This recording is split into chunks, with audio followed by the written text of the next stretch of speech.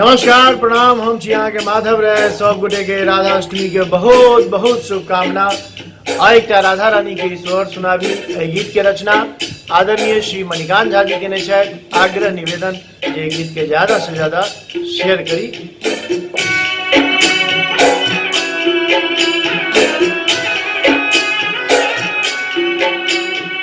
भादव मासाई जोरिया पुनि अष्टमी आयल रे। भादव मासाई जोरिया पुनि अष्टमी आयल रे। ललना रे विषभानुक घर शोर की लक्ष्मी आयल रे। ललना रे विषभानुक घर शोर की लक्ष्मी आयल रे। चौहु दिस मंगल गान की सोन लुटायल रे। ललना रे जोत सिपन जीत एलने राधा कहायल रे। ललना रे जोत सिपन जीत एलने राधा कहायल रे।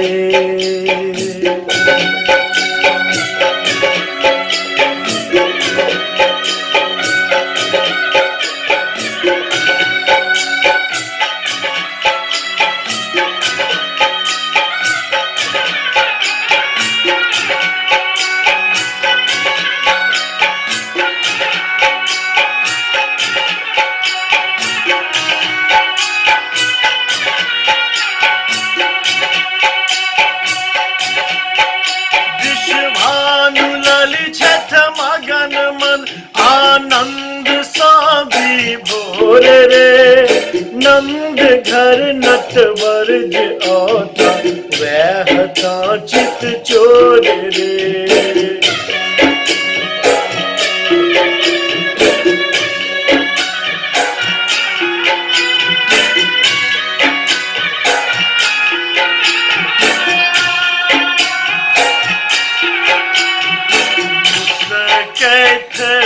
पलना परल नजर छैन गौरल रे। मुस्कैत पलना परल नजर छैन गौरल रे। ललना रे गोखुला होया ई जोर कृष्ण बजायल रे।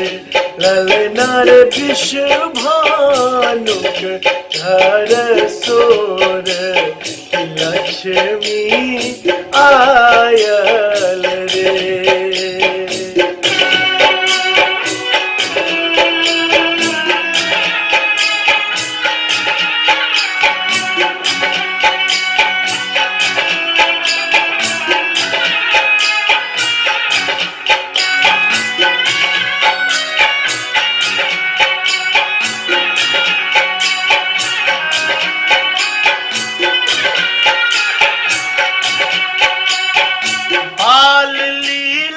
खूब होयत संग होयत रास रे। कुंज गली में हरहु औता छोड़ के कैलाश रे।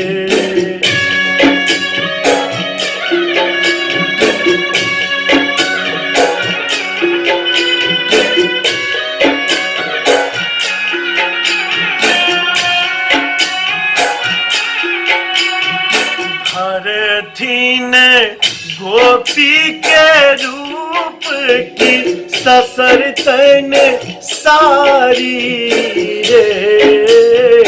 हर दिन गोपी के रूप की ससर तन सारी रे। ललना रे बाजत मुरली के तान, मणिकांत मन घायल रे। ललना रे बाजत मुरली के तान, मणिकांत मन घायल रे। भादव मासाई जोरिया पुनि अष्टमी आयल रे। ललनार वृष भानुक घर सोर की लक्ष्मी आयल रे।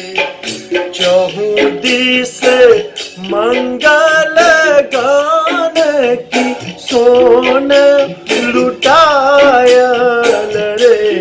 ललनार ज्योत सिपन बीत एलन, राधा कहायल रे। ललनार ज्योत सिपन बीत एलन, राधा कहायल रे। राधे राधे।